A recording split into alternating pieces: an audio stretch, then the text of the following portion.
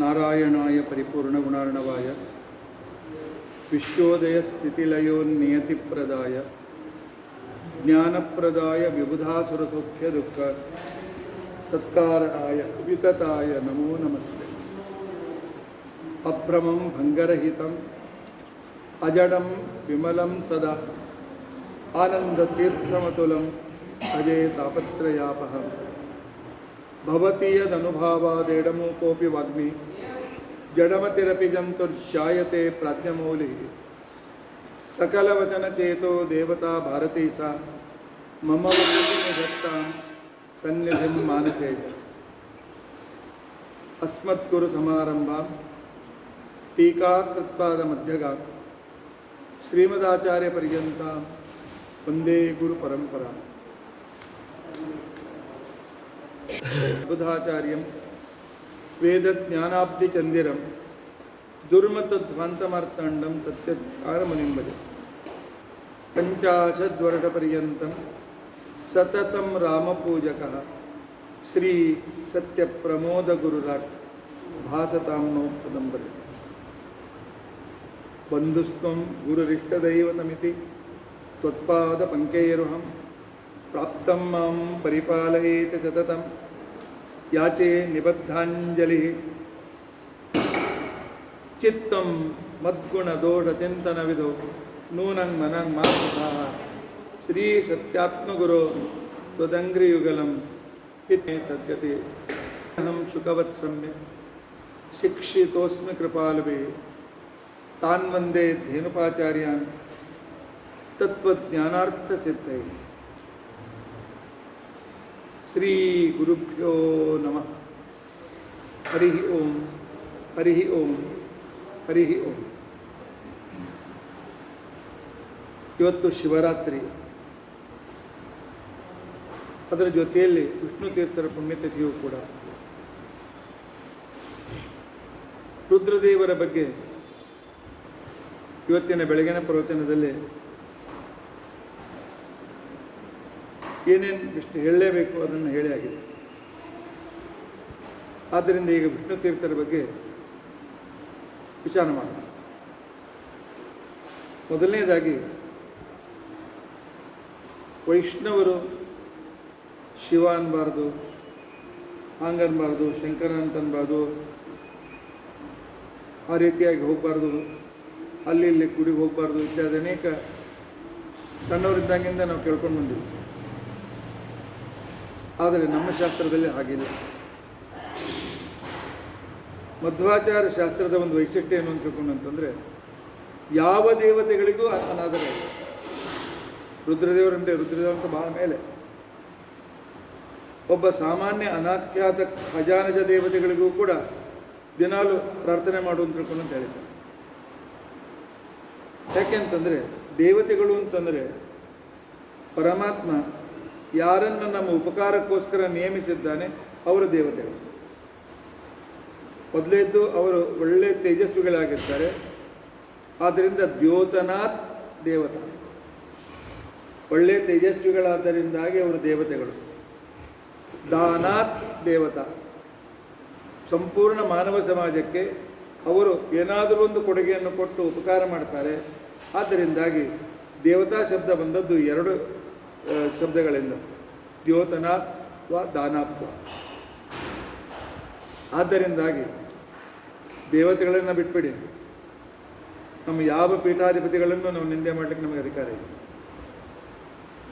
ಯಾವ ಮಹಾನುಭಾವರಿಗೆ ನಿಂದೆ ಮಾಡಲಿಕ್ಕೆ ಅಧಿಕಾರ ಇಲ್ಲ. ತಂದೆ ತಾಯಿಗಳಿಗೆ ನಿಂದೆ ಮಾಡುವ ಅಧಿಕಾರ ಇಲ್ಲ. ಗುರುಗಳಿಗೆ ನಿಂದೆ ಮಾಡುವ ಅಧಿಕಾರವಿಲ್ಲ. ನಮಗಿಂತ ಒಂದು ಗುಣ ಹೆಚ್ಚಿದ್ದ ವ್ಯಕ್ತಿಗೂ ಕೂಡ ನಾವು ಅಪಮಾನ ಮಾಡಿದರೆ ಅಲ್ಲಿದ್ದ ಭಗವಂತನ ಅಪಮಾನ, ಆ ವ್ಯಕ್ತಿ ಅಪಮಾನ ಅಲ್ಲ. ಯಾಕೆಂದರೆ ವ್ಯಕ್ತಿತ್ವ ಇರ್ತದೆ, ಅಲ್ಲಿ ಪರಮಾತ್ಮನ ಸನ್ನಿಧಾನ ಇರ್ತದೆ. ಆದ್ದರಿಂದಾಗಿ ಯಾವುದೇ ಸಂದರ್ಭದಲ್ಲಿ ಏನೇ ಇರಲಿ, ಅವ್ರು ನಮಗಿಂತ ದಡ್ಡರೇ ಇರಲಿ, ಬಡವರೇ ಇರಲಿ, ಏನಾದ್ರು ವಿಕಲವಾಗಿರಲಿ, ಏನೇ ಆಗಿರಲಿ, ಆದರೆ ಅಲ್ಲಿದ್ದ ಅವರನ್ನು ಅಪಮಾನ ಮಾಡಲಿಕ್ಕೆ ನಮಗೆ ಯಾವುದೇ ರೀತಿಯಾಗಿರ್ತಕ್ಕಂಥ ಅಧಿಕಾರ ಇಲ್ಲ. ಯಾಕೆಂತಂದರೆ ತಿಳಿದೋ ತಿಳಿಯದೆ ಮಾಡಿರ್ತಕ್ಕಂಥ ಅಪಕಾರದಿಂದ ಎಲ್ಲಿ ತನಕ ಅಂದರೆ ನಮಗಿಂತ ಸ್ವಲ್ಪ ದೊಡ್ಡವರಾಗಬೇಕು. ನಮ್ಮ ಸಂಸ್ಕೃತದಲ್ಲಿ ಗುರು ಶಬ್ದಕ್ಕೆ ಉಪದೇಶಕರು ಅಂತ ಒಂದು ಅರ್ಥ ಅದ, ಗುರು ಶಬ್ದಕ್ಕೆ ಹಿರಿಯರು ಅಂತ ಒಂದು ಅರ್ಥ. ನಮಗಿಂತ ಜ್ಞಾನದಲ್ಲಿ ಅಥವಾ ವಯಸ್ಸಿನಲ್ಲಿ ಹಿರಿಯರಾಗಿರ್ತಕ್ಕಂಥವರಿಗೆ ಗುರುಂ ಹುಂಕೃತ್ಯ ತನ್ಕೃತ್ಯ, ಅವ್ರಿಗೆ ಹೋಗ್ ಅಂತ ತಿಳ್ಕೊಂಡಂತ ಏನಾದರೂ ಅಂದ್ರೆ ನೀನು ಮಾನು ಯಾಕೆ ನನ್ನ ಜೊತೆಗೆ ಇದು ಮಾಡ್ತಿ ಅಂಥೇಳಿ ಅವರನ್ನು ನಾವು ತಕರಾರು ಮಾಡಿದ್ರೆ, ಅಥವಾ ಅಪರೋಕ್ಷದಲ್ಲಿ ಅವರೇನು ಮಹಾ ಅಂತ ತಿಳ್ಕೊಂಡು ಅಂತೇಳಿ ಮಾಡಿದರೂ ಕೂಡ ಆ ವ್ಯಕ್ತಿ ಸಹಸ್ರಾರು ವರ್ಷ ನರಕದಲ್ಲಿದ್ದು ನಂತರ ವಿಷ್ಠಾಯಾಮ್ ಜಾಯತೆ ಕ್ರಿಮಿ, ಹೊಲಸು ಪ್ರದೇಶಗಳಲ್ಲಿ ಗಟಾರು ಅಲ್ಲಿ ಕ್ರಿಮಿಯಾಗಿ ಹುಟ್ತಾನೆ. ಯಾಕೆ? ತನಗಿಂತ ಉತ್ತಮ ಇದರಲ್ಲಿರ್ತಕ್ಕಂಥ ಆ ಪ್ರತಿಮೆಯಲ್ಲಿರ್ತಕ್ಕಂಥ ಆ ಉಪಾಧಿ ಅಥವಾ ಪ್ರತಿಮೆ ಅಥವಾ ವ್ಯಕ್ತಿಯಲ್ಲಿ ಇರುವ ಪರಮಾತ್ಮನಿಗೆ ನಾವು ತಿರಸ್ಕಾರ ಮಾಡ್ತಕ್ಕಂಥ ಅಧಿಕಾರ ನಮಗೆ ಸರ್ವತಾ ಇಲ್ಲ.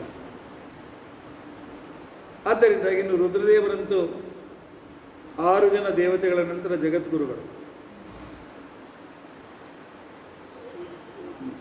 ನಾರಾಯಣ, ಮಹಾಲಕ್ಷ್ಮಿ, ಬ್ರಹ್ಮ, ಸರಸ್ವತಿ ಅಂದರೆ ಗಾಯತ್ರಿ ಸಾವಿತ್ರಿ ಕೂಡ ಜೋಡಿ ಬಂದುಬಿಟ್ರು.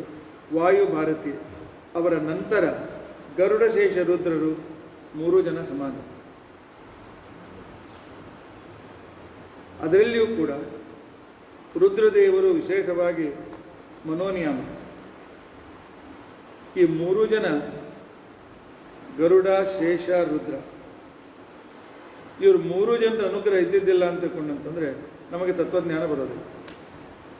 ಗರುಡ ಎಲ್ಲ ವೇದಗಳ ಅಭಿಮಾನಿ, ಅವನ ಶರೀರವೇ ವೇದ, ಅವನ ಮುಖ ಋಗ್ವೇದ, ಆನಂತರ ಬಲ ರೆಕ್ಕೆ ಯಜುರ್ವೇದ, ಎಡರೆಕ್ಕೆ ಸಾಮವೇದ, ಮಧ್ಯದ ದೇಹ ಮತ್ತು ಪುಚ್ಛ ಇದು ಅಥರ್ವವೇದ. ಅವನ ದೇಹವೇ ವೇದ. ಅದಕ್ಕೋಸ್ಕರವೇ ಗಜೇಂದ್ರನ ಸಂದರ್ಭದಲ್ಲಿ ಹೇಳ್ತಾರೆ, ಛಂದೋಮಯೇನ ಗರುಡೇನ ಸಮಹ್ಯಮಾನ. ಗಜೇಂದ್ರ ಕರೆದ, ಆಯಿತು ನನ್ನ ಶಕ್ತಿ ಮುಗೀತು, ಸರೆಂಡರ್ ಆಗ್ತೇನೆ, ಇನ್ನು ಪರಿಪಾಲನೆ ಮಾಡಿದರೆ ನೀನು ಮಾಡು, ನಾನು ಶರಣ ಬಂದಿದ್ದೇನೆ ಅಂತ ತಿಳ್ಕೊಂಡು ಅಂತೇಳಿ ಯಾವಾಗ ಗಜೇಂದ್ರ ಆರ್ತನಾಗಿ ಪರಮಾತ್ಮನಿಗೆ ಪ್ರಾರ್ಥನೆ ಮಾಡಿದ, ಆಗ ಛಂದೋಮಯೇನ ಗರುಡೇನ ಸಮಹ್ಯಮಾನ. ಭಾಗವತ ಹೇಳ್ತದೆ, ಯಾವ ವ್ಯಕ್ತಿ ದೇಹವೇ ವೇದವೋ ಅಂಥ ಗರುಡನ ಮೇಲೆ ಕುಳಿತುಕೊಂಡು ಆ ಕಾಲದಲ್ಲಿ ಪರಮಾತ್ಮ ಅದೇ ಕ್ಷಣಕ್ಕೆ ಬಂದ ಅಂತ ತಿಳ್ಕೊಂಡು ವರ್ಣನೆ ಬರುತ್ತೆ. ಅದಕ್ಕೆ ನಮ್ಮ ವ್ಯಾಖ್ಯಾನಕಾರ ವ್ಯಾಖ್ಯಾನ ಮಾಡ್ತಾರೆ, ಒಂದು ಗರುಡ, ಎರಡನೇದ್ದು ನಾವು ಗರುಡನನ್ನೆಲ್ಲಿಂದ ತರಬೇಕು. ಅವನು ಗರುಡನ ಹೋಗಪ್ಪ ಗರುಡ ದೇವರನ್ನು ಕರ್ಕೊಂಡು ಬಾ ಅಂತ ತಿಳ್ಕೊಂಡು ಅಂತೇಳಿ, ಆಗ ನಾವು ಅನ್ನುವ ವೇದದಲ್ಲಿದ್ದ ಪ್ರಾರ್ಥನೆ ಅಥವಾ ವೇದಾನುಸಾರಿಯಾದ ಪ್ರಾರ್ಥನೆ ಅಂತೇನಿದೆ, ಇದೇ ಗರುಡ. ಈ ಗರುಡನನ್ನು ಪರಮಾತ್ಮನ ಹತ್ರ ಕಳಿಸ್ತಾರೆ. ಅಂದರೆ ವೇದಾನುಸಾರಿಯಾದ ಸ್ತೋತ್ರಗಳು ಅಥವಾ ಅಪರೋಕ್ಷ ಜ್ಞಾನಿಗೆ ಹೇಳಿದ ಪದಪದ್ಯಗಳು, ಇವುಗಳೇ ಇದು ಗರುಡ. ಇದರಿಂದ ಪರಮಾತ್ಮ ತಾನು ಓಡಿ ಬಂದು ನಮ್ಮನ್ನು ಉದ್ಧಾರ ಮಾಡ್ತಾನೆ. ಇನ್ನು ಆಚಾರ್ಯರು 72 ಮಹಾಮಂತ್ರಗಳಲ್ಲಿ ರುದ್ರದೇವರ ಮಹಾಮಂತ್ರವನ್ನು ಕೊಡುವಾಗ ಧ್ಯೇಯ ಪಂಚಮುಖೋ ರುದ್ರ ಅಂತೇಳಿ 5 ಮುಖದಿಂದ ಯುಕ್ತನಾಗಿರ್ತಕ್ಕಂಥ ರುದ್ರದೇವರನ್ನು ಧ್ಯಾನ ಮಾಡಿ, ಬೆಳಗ್ಗೆ ನಾನು ಆ 5 ಮುಖ ಯಾವುದು ಅಂತ ಅನ್ನೋದು ಹೇಳಿದ್ದೇನೆ, ಕೇಳಿಕೊಳ್ಳಿ. ಅಂಥ ರುದ್ರದೇವರನ್ನು ಧ್ಯಾನ ಮಾಡಿ ಓಂ ನಮಃ ಶಿವಾಯ ಅಂತಕ್ಕಂತಹ ಪಂಚಾಕ್ಷರಿ ಮಂತ್ರ ಅಂತೇನಿದೆ, ಇದನ್ನು ಗುರುಗಳಿಂದ ಉಪದೇಶ ತೆಗೆದುಕೊಂಡು ತಪ್ಪದೇ ಮನೋನಿಯಾಮಕ ಮನಸ್ಸಿನ ಸ್ಥಿರತೆಗೋಸ್ಕರ ಹೇಳಲೇಬೇಕು. ಅಷ್ಟೇ ಅಲ್ಲ, ಸಂಪೂರ್ಣ ಜ್ವರ ಅಭಿಮಾನಿ ದೇವತೆಗಳು ಅಂತೇನಿದ್ದಾರೆ, ಅದು ಯಾವುದೇ ಜ್ವರ ಇರಲಿ, 1 ದಿವಸದ ಜ್ವರ ಇರಲಿ, 4 ದಿವಸದ್ದಿರಲಿ, 10 ದಿವಸದ್ದಿರಲಿ, ವರ್ಷದ್ದಿರಲಿ, 10 ವರ್ಷದ್ದಿರಲಿ, ಆ ಎಲ್ಲ ಜ್ವರಾಭಿಮಾನಿ ದೇವತೆಗಳು ರುದ್ರದೇವರ ಪ್ರಮಥಗಣಗಳು, ರುದ್ರದೇವರ ಕೈಲಿದೆ. ಆದ್ದರಿಂದ ಜ್ವರ ನಾಶ ಆಗಬೇಕಾಗಿದ್ದರೆ, ರೋಗ ನಾಶವಾಗಬೇಕಾಗಿದ್ದರೆ ರುದ್ರಾಂತರ್ಗತ ನರಸಿಂಹದೇವರನ್ನು ಸ್ಮರಣೆ ಮಾಡಬೇಕು, ಅಥವಾ ರುದ್ರಾಂತರ್ಗತ ರಾಮದೇವರನ್ನು ಸ್ಮರಣೆ ಮಾಡಬೇಕು. ಆದ್ದರಿಂದಲೇ ಇವರಿಗೆ ಮೃತ್ಯುಂಜಯ ಅಂತ ತಿಳ್ಕೊಂಡು ಅಂತೇಳಿ ರುದ್ರದೇವರಿಗೆ ಕರೀತಾರೆ. ರುದ್ರದೇವರು ಬಾಣಾಸುರನ ಪರವಾಗಿ, ಬಾಣಾಸುರ ಅವರನ್ನು ಬಹಳ ಆರಾಧನೆ ಮಾಡಿದ್ದ, ಅವನ ಪರವಾಗಿ ಕೃಷ್ಣನ ಎದುರಿಗೆ ಯುದ್ಧ ಮಾಡಲಿಕ್ಕೆ ಬಂದ. ಅಲ್ಲಿ ವರ್ಣನೆ ಬರ್ತದೆ, ಎಲ್ಲ ಥರದ ಜ್ವರ ವ್ಯಕ್ತಿಗಳನ್ನು ಕರ್ಕೊಂಡು ಬಂದ. ಆಗ ಕೊನೆಗೆ ಬಲರಾಮನಿಗೂ ಬಾಣಾಸುರನಿಗೂ ಘೋರವಾದ ಯುದ್ಧ ನಡೆದಾಗ ಕೊನೆಗೆ ರುದ್ರದೇವರು ಏನು ಮಾಡ್ತಾರೆ ಅಂತ ಕೊಂಡೋದ್ರೆ ಆ ತಮ್ಮ ಜ್ವರನನ್ನು ಕಳಿಸ್ಕೊಡ್ತಾರೆ. ಆ ಜ್ವರ ಬಂದು ಬಲರಾಮ ದೇವರನ್ನು ಒಪ್ಕೊಂಡ್ಬಿಡ್ತಾರೆ. ಒಪ್ಕೊಂಡು ಡಾಕ್ಟ್ರಿಗೆ ಬಲರಾಮ ದೇವ್ರಿಗೆ ಜ್ವರ ಏರ್ಬಿಟ್ಟು 3-4 ಏರಿ ಬೆವ ಬರಲಿಕ್ಕೆ ಚಾಲು ಆಯಿತು, ಕಣ್ಣು ಕೆಂಪಗಾಯಿತು, ಮೂರ್ಛಾ ಬರಲಿಕ್ಕೆ ಚಾಲು ಆಯಿತು. ಆಗ ಬಲರಾಮ ಕೃಷ್ಣ ಅಂತೇಳಿ ಕರೀತಾರೆ. ಆಗ ಪರಮಾತ್ಮ ತಾನೇ ಒಬ್ಬ ಜ್ವರನನ್ನು ಸೃಷ್ಟಿ ಮಾಡ್ತಾನೆ. ಸೃಷ್ಟಿ ಮಾಡಿ ಕಳಿಸ್ತಾನೆ, ಹೋಗಿ ಆ ಜ್ವರನನ್ನು ಮುಗಿಸುವಂತ. ಪರಮಾತ್ಮನಿಂದ ಸೃಷ್ಟನಾದ ಜ್ವರ ಹೋಗಿ ಆ ಜ್ವರನನ್ನು ಹಿಡಿದು ಹಿಗ್ಗಾಮುಗ್ಗು ಮಾಡಿ ಇನ್ನೇನು ಹೊಡಿಬೇಕು ಅಷ್ಟರಲ್ಲಿ ಆಗ ಆ ಜ್ವರ ಕೃಷ್ಣನಿಗೆ ಪ್ರಾರ್ಥನೆ ಮಾಡ್ತಾನೆ. ಜ್ವರಾಭಿಮಾನಿ ಅದೇ ದೇವತಾ ಪ್ರಾರ್ಥನೆ ಮಾಡ್ತಾನೆ, ನಾನು ತಪ್ಪಾಯಿತು, ಕ್ಷಮಿಸು, ನನ್ನನ್ನು ಉಳಿಸು ಅಂತ ಕೊನೆ. ಅಂತಹ ಸಂದರ್ಭದಲ್ಲಿ ಪರಮಾತ್ಮ, ಯಾಕೆ ನಿಂದೇನು ಅವಶ್ಯಕತೆಯಲ್ಲಿ ಹೋಗಿ ನಾಯನ್ ಹೊಸ ಜ್ವರ ಸೃಷ್ಟಿ ಮಾಡೀನಿ. ಪರಮಾತ್ಮ, ನೀನು ಅಂಥ ಜ್ವರ 10 ಸಲ ಸೃಷ್ಟಿ ಮಾಡ್ಬೋದು, ಆದರೆ ನನ್ನ ಅಸ್ತಿತ್ವ ಉಳಿಬೇಕು. ಯಾಕೆಂತಂದರೆ ಯಾರು ಪಾಪ ಮಾಡಿರ್ತಾರೆ ಅವರಿಗೆ ಶಿಕ್ಷೆ ಕೊಡೋದಕ್ಕೋಸ್ಕರ ನೀನೇ ನಮ್ಮನ್ನು ನೇಮಿಸಿದಿ. ಆದ್ದರಿಂದಾಗಿ ನಾನು ಉಳಿಸುವಂತಂದಾಗ ಆ ಕಾಲದಲ್ಲಿ ಪರಮಾತ್ಮ ನನ್ನನ್ನು ಉಳಿಸ್ತಾನೆ. ಆ ಜ್ವರನಿಗೆ 3 ತಲೆಗಳು. ಆ 3 ತಲೆಗಳು ಯಾವುದು ಅಂತಂದರೆ ಸತ್ವ, ರಜ, ತಮಗಳು. ಇವುಗಳಿಂದಾದ ವಿಕೃತಿಯಿಂದ ಮಾಡಿದ ಪಾಪಗಳಿಗೆ ಒಂದು ಜ್ವರ ಬಂದು ನಮ್ಮನ್ನು ಆವರಿಸ್ತಾರೆ. ಅದಕ್ಕೆ ಕೃಷ್ಣ ಒಂದು ಮಾತು ಹೇಳಬೇಕು, ಏನಂತಂದರೆ, ಇನ್ಮೇಲೆ ನೀನು ನನಗೆ ಸ್ತೋತ್ರ ಮಾಡಿದ ಸ್ತುತಿಯನ್ನು, ನಾನು ನಿನಗೆ ಕೊಟ್ಟ ವರವನ್ನು, ಈ ನಮ್ಮಿಬ್ಬರ ಸಂವಾದ, ಇದನ್ನು ಯಾರು ಪಠನ ಮಾಡ್ತಾರೆ ಎಂಥ ಜ್ವರ ಇದ್ರೂ ಅದು ಕಡಿಮೆ ಆಗುತ್ತೆ. ಇದಕ್ಕೆ ಜ್ವರಹರ ಸ್ತೋತ್ರ ಅಂತ ಹೇಳ್ಕೊಂಡು ಅಂತ ಹೇಳಿ ಇವತ್ತಿಗೂ ಕೂಡ ನಮಗೆ ಹರಿವಂಶದಲ್ಲಿ ಸಿಗ್ತದೆ. ಇದರ ಪ್ರಯೋಗ ನಾನು ಅನೇಕ ಸಲ ಮಾಡಿದ್ದೆ. ಡಾಕ್ಟರ್ ಹೇಳ್ತಾರೆ ನಮಗೇನು ಗೊತ್ತಾಗ್ಲಿಕ್ಕಿಲ್ಲ ಅಂತ ಹೇಳ್ಕೊಂಡು ಅಂತ ಹೇಳಿ. ಅಂಥ ವೇಳೆಗೆ ನೀವು ಜ್ವರಹರ ಸ್ತೋತ್ರ ಹೇಳಿ ನೋಡಿ, ನಿಶ್ಚಿತವಾಗಿಯೂ ಕೂಡ ಗುಣ. ಇಷ್ಟೇ ಅಲ್ಲಿ ಕೊನೆಗೆ ಕರಾರು ಹಾಕಿದ್ದಾನೆ ಪರಮಾತ್ಮ. ಅವನು ವಿಷ್ಣು ಭಕ್ತನಾಗಿರಬೇಕು, ಗುರು ಭಕ್ತನಾಗಿರಬೇಕು. ಗುರುಗಳ ನಿಂದ ಮಾಡ್ತಿದ್ರೆ, ವಿಷ್ಣುನಿಂದ ಮಾಡ್ತಿದ್ರೆ ಈ ನನ್ನ ಜ್ವರ ಮಂತ್ರ ಏನು ಉಪಯೋಗಕ್ಕೆ ಬೆಳಗ್ಗೆ. ಹರಿಭಕ್ತಿ. ರುದ್ರದೇವರು ನಮಗೆಲ್ಲ ರೀತಿಯಿಂದಲೂ ಆರಾಧ್ಯ ದೇವರು. ಪರಮಾತ್ಮ ಅಲ್ಲಿ ಹೇಳಿದ್ದಾನೆ, ಆ ಜ್ವರಹರ ಸ್ತೋತ್ರವನ್ನು ಹೇಳ್ತಕ್ಕಂಥ ವ್ಯಕ್ತಿಗಳಿಗೆ ನೀನು ಹೊಟ್ಟೆ ಯಾವುದೇ ರೀತಿಯಿಂದ ಪೀಡೆಯನ್ನು ಕೊಡಬೇಡ, ಅಲ್ಲಿಂದ ಹೊರಟೋಗ್ಬಿಡು ಅಂತ ಹೇಳಿ ಪರಮಾತ್ಮ ಬಹಳ ಸ್ಪಷ್ಟವಾಗಿ ಅವನಿಗೆ ಆಜ್ಞೆ ಮಾಡ್ತಾನೆ. ಇನ್ನು ಇವತ್ತು ವಿಷ್ಣು ತೀರ್ಥರ ಬಗ್ಗೆ ಹೇಳಬೇಕು ಅಂತಂದರೆ ಬಹಳ ವಿಶಿಷ್ಟ ವ್ಯಕ್ತಿತ್ವ. ಅಂದರೆ ಒಬ್ಬರು ಪರಮಾತ್ಮ ಭಗವದ್ಗೀತೆಯಲ್ಲಿ ಒಂದು ಮಾತನ್ನು ಹೇಳ್ತಾನೆ,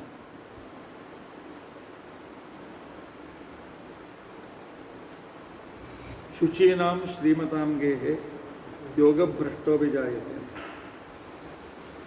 ಸತತ ಅಧ್ಯಯನ, ಪೂಜಾ, ಧ್ಯಾನ, ಪ್ರಾರ್ಥನಾ, ಜಪ ಇತ್ಯಾದಿಗಳನ್ನೆಲ್ಲ ಮಾಡ್ತಾ ಇದ್ದ ವ್ಯಕ್ತಿ ಈ ಜನ್ಮದಲ್ಲಿ ಅವನಿಗೆ ಸಾಧನೆ ಪೂರ್ತಿಯಾಗದೇ ಇದ್ದರೆ ಪರಮಾತ್ಮ ಮುಂದಿನ ಜನ್ಮದಲ್ಲಿ ಬಹಳ ಉತ್ತಮ ವಂಶದಲ್ಲಿ ಅವನಿಗೆ ಜನ್ಮ ಕೊಟ್ಟು ಅವನ ಕಡೆಯಿಂದ ಮುಂದೆ ಸಾಧನೆ ಮಾಡಿಸ್ತಾನೆ. ಈ ಭಗವದ್ಗೀತೆಯ ವಾಕ್ಯಕ್ಕೆ ವಿಷ್ಣು ತೀರ್ಥರು ಸಾಕ್ಷಾತ್ ಮೂರ್ತಿಮಂತ ಉದಾಹರಣೆ.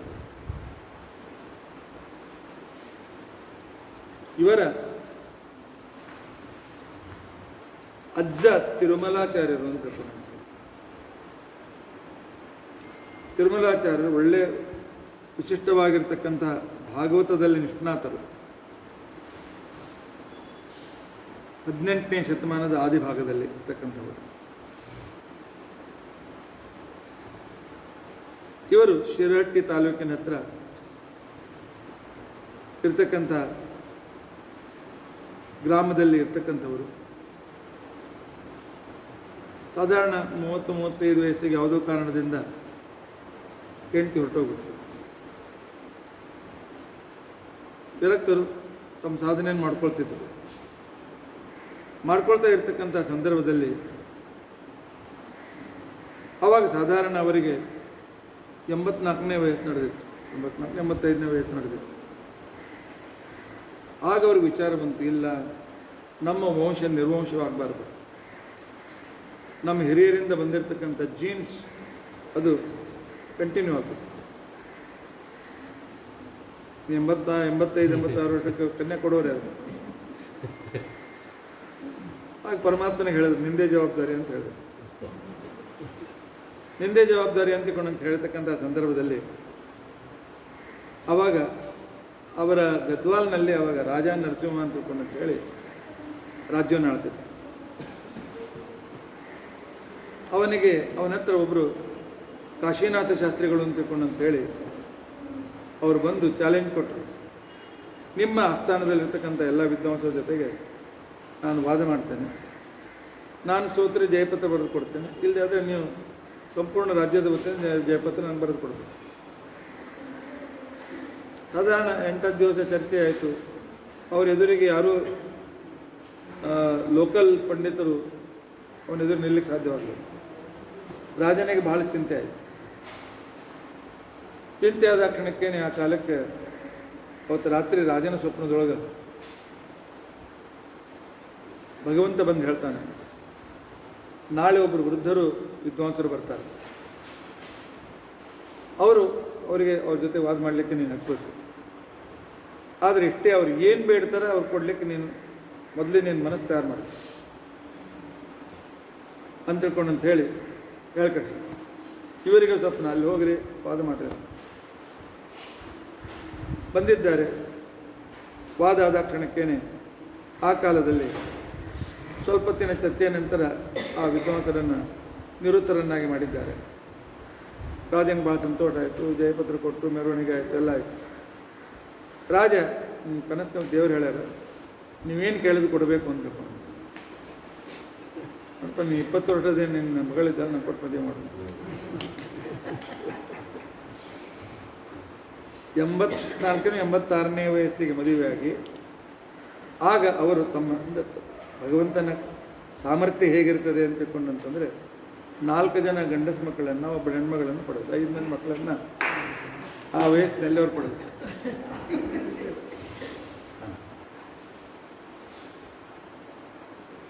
ಇವರ ಮಗ ಹರಿಹರಾಚಾರ ಅಂತಕೊಂಡು ಮಕ್ಕಳು ಶ್ರೇಷ್ಠ. ಅವರಿಗೆ ಬಂದಿರತಕ್ಕಂಥ ಹೆಂಡತಿ ಹೆಸರು ಅಂದರೆ ಇವ್ರ ಸೊಸೆ ಹೆಸರು ಭಾಗೀರಥಿ ಅಂತ ತಿಳ್ಕೊಂಡಂತೆ. ಭಾಗೀರಥಿ ಕರೆದು ಹೇಳಿದ್ರು, ನೋಡು ನಮ್ಮ ವಂಶ ನಡೆಯಬೇಕು, ಉತ್ತಮ ಸಂತಾನ ಹುಟ್ಟಬೇಕಾಗಿತ್ತು ಅಂತ ತಿಳ್ಕೊಂಡಂತಂದ್ರೆ ನಾನೇನು ಭಾಗವತ ಪ್ರವಚನ ಮಾಡ್ತೇನೆ ದಿನಾಲು, ಮತ್ತು ಎಲ್ಲಿ ಭಾಗವತ ಸಪ್ತಾಹ ಮಾಡ್ತೇನೆ, ಆರಂಭದಿಂದ ಮಂಗಳಾರತಿ ಆಗುವವರೆಗೂ 2 ತುಪ್ಪದ ದೀಪ, ತುಪ್ಪ ತಂದು ಇಟ್ಕೊಂಡು ಅದನ್ನು ಅದು ಶಾಂತ ಆಗದಂತೆ ತುಪ್ಪದ ದೀಪವನ್ನು ಉರಿಸ್ತಿರಬೇಕು, ಭಾಗವತ್ ಕೇಳಬೇಕು ಅಂತ ತಿಳ್ಕೊಂಡಂತೆ. ಆಕೆ ಹಾಗೇ ಆಗಲಿ ಅಂತ ತಿಳ್ಕೊಂಡಂತೇಳಿ ಒಪ್ಕೊಂಡಿದ್ದಾಳೆ. ಒಪ್ಕೊಂಡಿರ್ತಕ್ಕಂಥ ಸಂದರ್ಭದಲ್ಲಿ ಆಗ ಆ ರೀತಿಯಾದ ಭಾಗವತವನ್ನು ಕೇಳಿ ಅವಳು ಗರ್ಭಿಣಿಯ ಸೊಸೆ. ಅವಳು ಗರ್ಭಿಣಿಯಾಗಿದ್ದಾಗನೇ ಒಂದು ದಿವಸ ಭಾಗವತ ಪ್ರವಚನಕ್ಕೆ ಹೋಗಬೇಕು, ದೀಪ ತಗೊಂಡು ಹೊರಟಳ. ಮಧ್ಯೆ ಒಂದು ದೊಡ್ಡ ಸರ್ಪ, ಹೋಗುವಂಗಿಲ್ಲ ಆದರೆ ಅಲ್ಲಿ ಬಿಡುವಂಗಿಲ್ಲ. ಆಗ ಅವಳು ಮಾವನ ಅಂತರ್ಗತನಾಗಿರ್ತಕ್ಕಂಥ ಪರಮಾತ್ಮನ್ನೇ ಪ್ರಾರ್ಥನೆ ಮಾಡಿದ್ದಾಳೆ. ಆಗ ಆಕಾಶವಾಣಿ ಆಯಿತು. ಬಂದಿರತಕ್ಕಂಥವ್ರು ಟೀಕಾರಾಯರು, ಅವರ ಒಂದು ವಿಶಿಷ್ಟವಾದ ಸನ್ನಿಧಾನಯುಕ್ತನಾಗಿರ್ತಕ್ಕಂಥ ಮಗನೇನು ಕೊಡ್ತಾನೆ, ಅದೇ ರೀತಿಯಾಗಿರ್ತಕ್ಕಂಥ ನೀನು ಉಪಾಸನೆಯನ್ನು ಮಾಡುವಂತ ಅಂತೇಳಿ ಆಕಾಶವಾಣಿ. ಅಂಥ ಭಾಗೀರಥಿಯಲ್ಲಿ ಹುಟ್ಟಿರ್ತಕ್ಕಂಥವರು ವಿಷ್ಣು ತೀರ್ಥ. 1756ನಲ್ಲಿ ಇವರು ಹುಟ್ಟಿದರು. ಆ ನಂತರ ಬಾಲ್ಯದಲ್ಲಿ ಮಂತ್ರಾಲಯಕ್ಕೆ ಹೋದರು. ಆ ನಂತರ ಮಂತ್ರಾಲಯದ ಸ್ವಾಮಿಗಳಿಂದಲೇ ಸನ್ಯಾಸ ತೆಗೆದುಕೊಂಡಿರ್ತಕ್ಕಂಥ ವ್ಯಾಸತತ್ವಜ್ಞರು ಅಂತೇಳಿ ಅವರು ಗದ್ವಾಲ್ನಲ್ಲಿ ಇರ್ತಿದ್ರು. ಅಲ್ಲಿಂದ ಅವ್ರ ಹತ್ರ ನಾನು ಬುದ್ಧಿನ ಅಭ್ಯಾಸ ಮಾಡು ಅಂತಕೊಂಡಂತೆ ಅಲ್ಲಿ ಸ್ವಾಮಿಗಳು ಹೇಳಿ ಕಳಿಸಿದರು. ವ್ಯಾಸ ತತ್ವಜ್ಞರ ಹತ್ತಿರ ಇವರು ಪಾಠ ನಡೀತಿತ್ತು. ಅದು ಹೇಗೆ ಅಂತಕೊಂಡಂತಂದರೆ ಗದ್ವಾಲದಿಂದ ಸುಮಾರು 18 ಮೈಲನ್ನು 18 ಕಿಲೋಮೀಟ್ರ್, ಸರಿ ನನಗೆ ಗೊತ್ತಿಲ್ಲ, ವೇಣಿ ಸೋಂಪುರ ಅಂತ ತಿಳ್ಕೊಂಡಂತ ನದಿ ದಂಡಿ, ಅಲ್ಲಿ ಗೋಪಾಲಕೃಷ್ಣನ ಪ್ರತಿಮೆ ಅದ ದೊಡ್ಡದು. ಸ್ವಾಮಿಗಳು ಅವಾಗ ಇನ್ನೂ ಇವರು ವ್ಯಾಸತತ್ವಜ್ಞರು ಸ್ವಾಮಿಗಳಾಗಿದ್ದಿಲ್ಲ, ಇನ್ನು ಗೃಹಸ್ಥರೇ ಇದ್ದರು. ಇಂಥ ವೇಳೆಯಲ್ಲಿ ಇವರವ್ರ ಶಿಷ್ಯರಾಗಿರ್ಬೇಕು. ಇವರು ವೇಣಿ ಸೋಂಪುರದಿಂದ ಗದ್ವಾಲದಿಂದ ವೇಣಿ ಸೋಂಪುರಕ್ಕೆ ಅವ್ರು ಕುದುರೆ ಮೇಲೆ ಕೂತು ಹೋಗ್ಬಿಟ್ಟು ಈ ಪಾದುಕ ತೊಗೊಂಡು ತಮ್ಮ ತಲೆ ಮೇಲೆ ಇಟ್ಕೊಂಡು ಅವ್ರ ಹಿಂದೆ ಹುಡ್ಕೋತ ಹೋಗ್ಬೇಕು. ಅವ್ರು ಕುದುರೆ ಮೇಲೆ ಹೋಗಬೇಕು 18 ಕಿಲೋಮೀಟರು. ಇವ್ರು ದಿನ ಹಿಂದೆ ತಲೆ ಮೇಲೆ ಇಟ್ಕೊಂಡು ಅವ್ರ ಹಿಂದೆ ಹುಡ್ಕೋತ ಹೋಗ್ಬೇಕು. ಮತ್ತು ತಿರುಗಿ ಆ ರೀತಿಯಾಗಿ ಅಷ್ಟು ಗುರುಗಳ ಮೇಲೆ ವಿಶ್ವಾಸ. ಒಂದು ಸತ್ಯಕ್ಕೆ ಗುರುಗಳ ಮಗನಿಗೆ ಟೈಫಾಯ್ಡ್ ಆಯಿತು. ಆಗಿರ್ತಕ್ಕಂಥ ಸಂದರ್ಭದಲ್ಲಿ ಆಗ ಹಿಂದಿನ ಕಾಲಕ್ಕೆ ಟೈಫಾಯ್ಡ್ ಕಟ್ಟಿನ ಜ್ವರ ಅಂತ ಕರಿತಿದ್ರು. ಇದು ಟೈಫಾಯ್ಡ್ ಶಬ್ದ ಈಗ ಬಂದದ್ದು. ಅದು ಟೈಫಾಯ್ಡ್ ಆದಾಗ 3 ಧಾತುಗಳು ಕಫ, ವಾತ, ಪಿತ್ತ 3 ಪ್ರಕುಪಿತ ಆದಾಗ ಟೈಫಾಯ್ಡ್ ಆಗ್ತದೆ. ಆಗಿನ ಕಾಲಕ್ಕೆ ಔಷಧ ಏನಿಲ್ಲ, ಭಾಳ ಸೀರಿಯಸ್ ಆಯಿತು. ಇವರಿಲ್ಲ, ಅವ್ರ ಸಲುವಾಗಿ ನಾನು ಉಪಾಸನ ಮಾಡ್ತೀನಿ ಅಂತ ತಿಳ್ಕೊಂಡು ಅಂತ ಹೇಳಿ 48 ದಿವಸ ತನಕ ಉಪವಾಸ ಮಾಡಿ ಜ್ವರಹರ ಸ್ತೋತ್ರ ಮತ್ತು ಕೆಲವು ಮೃತ್ಯುಂಜಯ ಮಂತ್ರಗಳನ್ನು ಗುರುಪುತ್ರನ ಸಲುವಾಗಿ ಅವರು ಜಪ ಮಾಡ್ತಾಯಿದ್ರು. ಕೇವಲ ತೀರ್ಥ ಮಾತ್ರ ತೆಗೆದುಕೊಳ್ಳಿ. ಆಮೇಲೆ 44-45 ದಿವಸ ಪೂರ್ತಿ ಗುರುಪುತ್ರ ಗುಣ ಆದರು, ಎಲ್ಲ ಆಯಿತು. 48 ದಿವಸ ಮುಗಿಸು ಅಂತ ತಿಳ್ಕೊಂಡು ಅಂತ ಹೇಳಿದ್ರು. ಇವತ್ತು 49ನೇ ದಿವಸ. ಆ ನಂತರ ಇಲ್ಲೆಲ್ಲ ವಿದ್ಯಾರ್ಥಿಗಳೆಲ್ಲ ಪಂಚಾಮೃತ ಎಲ್ಲ ತಯಾರು ಮಾಡಿರಬೇಕು. ಗೋಪಾಲಕೃಷ್ಣಕ್ಕೆ ದಿನ ಪಂಚಾಮೃತ ಅಭಿಷೇಕ ಆಗಬೇಕು, ಎಲ್ಲ ರೀತಿಯಾಗಿರ್ತಕ್ಕಂಥ ಕ್ರಮ. ಅವ್ರು ಬಂದು ಪೂಜೆ ಆಗಿ ನೈವೇದ್ಯ ಆದಮೇಲೆ ಇವರು ಪಾರಣೆ ಮಾಡಬೇಕು. ಅವ್ರು ಯಾಕೋ ಮುಂಜಾನೆ 10 ಗಂಟೆ 9-9ವರೆಗೆ ಬರಬೇಕು. ಭಾಳ ಸಂಕಟ ಆಗಲಿಕ್ಕೆ ಚಾಲು ಆಯಿತು. ಅದೇನು ಪಂಚಾಮೃತ ಇಟ್ಟಿದ್ರು ಅದನ್ನು ಕೃಷ್ಣಾರ್ಪಣ ಅಂತ ಕೃಷ್ಣಗೆ ಅರ್ಪಣೆ ಮಾಡಿ ತೊಗೊಂಡ್ಬಿಟ್ಟು ಇವ್ರ ಮೇಲೆ ಗುರುಗಳಿಗೆ ಸ್ವಲ್ಪ ಬಹಳ ಪ್ರೀತಿ ಅಂತ ತಿಳ್ಕೊಂಡು ಅಂತೇಳಿ ಉಳಿದ ಶಿಷ್ಯರಿಗೆ ಇವ್ರ ಬಗ್ಗೆ ಸ್ವಲ್ಪ ಈರ್ಷೆ ಆಯಿತು. ಆಯ್ತು ಬಿಡು, ಇವತ್ತು ಬರೋಬ್ಬರಿ ಗುರುಗಳ ಕಡೆಯಿಂದ ಬಯಸ್ತಕ್ಕಂಥ ಅವಕಾಶ ಬರ್ತದೆ ಅಂತ ತಿಳ್ಕೊಂಡು ಅಂಥೇಳಿ ಆ ಕಾಲಕ್ಕೆ ಅವರು ಉಳಿದ ವಿದ್ಯಾರ್ಥಿಗಳು ಹೇಳಿದ್ರು, ಯಾರೂ ನೀವು ಮತ್ತೆ ತಿರುಗಿ ಪಂಚಾಮೃತ ಇಡ್ಲಿಕ್ಕೆ ಹೋಗ್ಬೇಡಿ, ತಯಾರು ಮಾಡಬೇಡಿ, ಹಂಗೆ ಇಟ್ಬೇಡಿ. ಅವ್ರು ಕೇಳಿದಾಗ ಹೇಳೋಣ. ಗುರುಗಳು ಬಂದು ಆ ನಂತರ ಆ ಕಾಲಕ್ಕೆ ಪೂಜೆಲ್ಲ ಪ್ರಾರಂಭ ಆಯಿತು. ನಿರ್ಮಾಲ್ಯ ವಿಸರ್ಜನೆ ಆಯಿತು. ಆಯ್ತು, ನಿಮ್ಮ ಗುರುಗಳು ಪಂಚಾಮೃತ ಕೇಳ್ತಾರೆ, ನಾವು ಹೇಳಲಿಕ್ಕೆ ಅವಕಾಶ ಸಿಗ್ತದ ಅಂತಕೊಂಡು ಅಂತೇಳಿ ಆ ಕಾಲಕ್ಕೆ ಅವರು ನಿರ್ಮಾಲ್ಯ ವಿಸರ್ಜನೆ ಆದ ಕಡೆಗೆ ಮಹಾಭಿಷೇಕನೇ ಚಾಲು ಮಾಡಿದರು. ಎಡಬಲ ಸೇವಕ ಮತ್ತು ಇಲ್ಲ ಪಂಚಾಮೃತ ಆಗ್ಯದ ಅಂತ ಹೇಳಿ ಅವರು ಪೂಜಾ ಮುಗಿಸ್ಬಿಟ್ರು. ಎಲ್ಲ ಆಯಿತು. ಮಧ್ಯಾಹ್ನ ಪಾಠದ ವೇಳೆಗೆ ಅವ್ರದ್ದೇನು ಒಂದು 8-10 ಮಂದಿ ಗ್ರೂಪ್ ಇತ್ತು. ಅವ್ರು ಹೇಳಿದರು, ಆ ಬಾಲಕ ಅವ್ರಿಗೆ ಹುಟ್ಟಿದ ಬಾಲಕನ ಜಯತೀರ್ಥ ಅಂತ ಹೆಸರು ಇಟ್ಟಿದ್ರು. ಟೀಕಾರಾಯರ ಸನ್ನಿಧಾನ ಅಂತ ತಿಳ್ಕೊಂಡೆ. ಅವರು ಪುರಾಶ್ರಮದ ಹೆಸರು ಜಯತೀರ್ಥ ಅಂತ ಇತ್ತು. ನೀವು ಜಯತೀರ್ಥನ ಮೇಲೆ ಪ್ರೀತಿ ಮಾಡ್ತೀರಿ, ಅದೆಲ್ಲ ಸರಿ. ಆದರೆ ಈ ರೀತಿಯಾಗಿ ಅತಿ ತೋರಿಸಿದಾಗ ನಮಗೂ ಕೂಡ ಒಂದು ಸ್ವಲ್ಪ ಅದಾಗ್ತದೆ. ಅಲ್ಲ, ಇವತ್ತಿಂದ ಪಂಚಾಮೃತ ಅವ ಕುಡ್ದಿದ್ದ, ನೀವು ಬೈತೀರಿ ಅಂತ ತಿಳ್ಕೊಂಡಿದ್ದೀವಿ. ಇವತ್ತು ಪಂಚಾಮೃತ ನೀವು ಮಾಡಲಿಲ್ಲ. ಅಷ್ಟು ದೇವರನ ಬಗ್ಗೆಯೂ ಕೂಡ ಅವನಕ್ಕಿಂತ ದೇವ್ರ ಮೇಲ್ಕಿಂತ ಅವನ ಮೇಲೆ ನಿಮ್ಗೆ ಅಷ್ಟು ಪ್ರೀತಿ ಏನು ಅಂತಕೊಂಡು ಕೇಳಿದ್ರು. ನೋಡಪ್ಪ, ನಾನೇನು ಯಾರು ವ್ಯಕ್ತಿ ಅಂತಿಕೊಂಡಂತಲ್ಲ, ಅವನೆಲ್ಲಿದ್ದ ಶ್ರದ್ಧಾ ಪ್ರಕಾರ ಪ್ರತಿಯೊಬ್ಬರ ಮೇಲೆ ನಾನು ಪ್ರೀತಿ ಮಾಡೇ ಮಾಡ್ತೀನಿ. ನನಗೆಲ್ಲ ವಿದ್ಯಾರ್ಥಿಗಳು ಒಂದೇ. ಇಲ್ಲ ಮತ್ತು ಪಂಚಾಮೃತ ಇವತ್ತು ಯಾಕೆ ಬಿಟ್ಟರೆ ಇಲ್ಲ, ಪಂಚಾಮೃತ ಆಗಿ ಹೋಗ್ಯದ. ಯಾಕೆ ವಿಷ್ಣುನ ಜಯತೀರ್ಥ ಸಮರ್ಪಣೆ ಮಾಡ್ಯಾನ ದೇವರಿಗೆ ಪಂಚಾಮೃತ ಆಗ್ಯದ ಅಂತಿಕೊಂಡಂತ ಅನ್ನೋದಕ್ಕೋಸ್ಕರ ನಾವು ಹೆಂಗೆ ನಂಬಬೇಕು?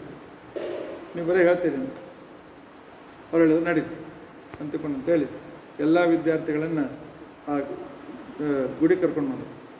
ಗುಡಿ ಕೊಂಡ್ಕೊಂಡು ಅಲ್ಲಿ ಹೇಳಿದರು, ಪರಮಾತ್ಮ ಈ ಜಯತೀರ್ಥ ಪಂಚಾಮೃತ ಮಾಡಿದ್ದು ಸತ್ಯ ಇದ್ದರೆ ನೀನು ಸ್ವೀಕಾರ ಮಾಡಿದ ಪಂಚಾಮೃತ ವಾಪಸ್ ಕೊಡು ಅಂತ ತಿಳ್ಕೊಂಡು ಆವಾಗ ಮೂರ್ತಿಯಿಂದ ಬಳ ಬಳ ಬಳ ಬಳ ಪಂಚಾಮೃತ ಕೊಡ್ಲಿಕ್ಕೆ ಚಾಲು. ಅಂದರೆ ಗೃಹಾಶ್ರಮದಲ್ಲಿ ಇಷ್ಟು ಒಂದು ವಿಶಿಷ್ಟ ಸಿದ್ಧಿಯನ್ನು ಪಡೆದಿರ್ತಕ್ಕಂಥ ವ್ಯಕ್ತಿ, ಒಳ್ಳೆಯ ವಿದ್ವಾಂಸರಾದರು. ಒಳ್ಳೆಯ ವಿದ್ವಾಂಸರಾದ ಕ್ಷಣಕ್ಕೇನೆ ಆ ಕಾಲಕ್ಕೆ ಒಬ್ಬ ಒಳ್ಳೆಯ ಸಿರಿವಂತ ದೇಸಾಯರು, ಅವ್ರಿಗಿಬ್ಬರು ಹೆಣ್ಮಕ್ಳಿದ್ರು. ಇಬ್ಬರು ಹೆಣ್ಮಕ್ಳನ್ನು ಕೊಟ್ಟು ಮದುವೆ ಮಾಡಿದ್ರು ಜಯತೀರ್ಥಾಚಾರ್ಯ ಜೊತೆಗೆ. ಆ ನಂತರ ಒಳ್ಳೆ ಮನೆ ಕಟ್ಟಿಕೊಟ್ರು, ಎಲ್ಲ ಕೊಟ್ಟರು. ಮನುಷ್ಯನಿಗೆ ಯಾವಾಗ ಸಂಸಾರ ಚಾಲೂ ಆಗ್ತದೆ, ನಮ್ಮಲ್ಲಿ ಹೇಳ್ತಾರೆ ಏನು ಅಂತ ತಿಳ್ಕೊಂಡಂತಂದರೆ ಮದುವೆ ಆದ ಕ್ಷಣಕ್ಕೇನೆ ಅಭ್ಯಾಸ ನಿಂತು ಹೋಗ್ಬಿಡ್ತದೆ. ಅಂಥ ಸಂದರ್ಭದೊಳಗೆ ಇಬ್ಬರು ಹೆಂಡಂದರು, ಸಿರಿವಂತಿಕೆ, ದಿನಾಲು ಪಕ್ವಾನ್ನದ ಊಟ, ಹೀಗಾಗಿ ಪಾಠ ಪ್ರವಚನದಲ್ಲಿ ಸ್ವಲ್ಪ ಆಸ್ತಿ ಕಡಿಮೆ ಹಾಕೋದು ಬಂತು.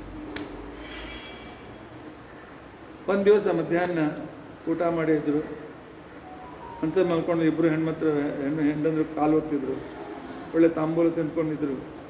ಇಂಥ ವೇಳೆಗೆ ಅವ್ರ ಮನೆ ಮುಂದಿಂದ ಒಬ್ಬರು ದಾಸರು ಹಾಡು ಹೇಳ್ಕೋತ ಯಾವ್ಯಾವರಿಗೆ ಹೊರಟಿರ್ತಕ್ಕಂಥವ್ರು, ಅವರು ಮಂಚ ಬಾರದು ಮಡದಿ ಬಾರಳು, ಕಂಚು ಕನ್ನಡಿ ಬಾರದು ಅಂತಿಕೊಂಡಂತ ಹಾಡು ಹೇಳ್ಕೋತ ಹೊರಟಿದ್ರು.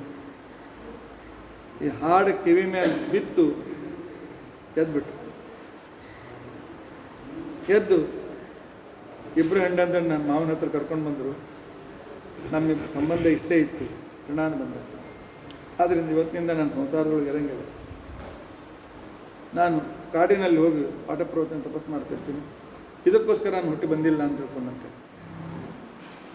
ಹೀಗಾಗಿ ಅವರು ಬಂಕಾಪುರದ ಹತ್ರ ಕಾಡಿನಲ್ಲಿ ಅವರು ಹೋಗಿ ತಮ್ಮ ತಪಸ್ಸು ಪಾಠ ಪ್ರವಚನ ಊರಿನ ಸಂಪರ್ಕನೇ ಬೇಡ ಅಂತ ತಿಳ್ಕೊಂಡಂತೆ. ಆ ರೀತಿಯಾಗಿ ಅವ್ರು ಪಾಠ ಹೇಳ್ತಕ್ಕಂಥ ಗಿಡ ಇದು ಕೂಡ ಇನ್ನೂ ಅದು ತೋರಿಸ್ತಾರೆ. ಪಾಠ ಹೇಳಬೇಕು, ಗ್ರಂಥ ರಚನೆ ಮಾಡಬೇಕು, ಈ ರೀತಿಯಾಗಿರ್ತಕ್ಕಂಥ ಒಂದು ವಿಶಿಷ್ಟವಾಗಿರ್ತಕ್ಕಂಥ ಕ್ರಮದಲ್ಲಿ ಇವರಿಗೆ ಮಂತ್ರಸಿದ್ಧಿ ಹೇಗಿತ್ತು ಅಂತ ತಿಳ್ಕೊಂಡಂತಂದರೆ,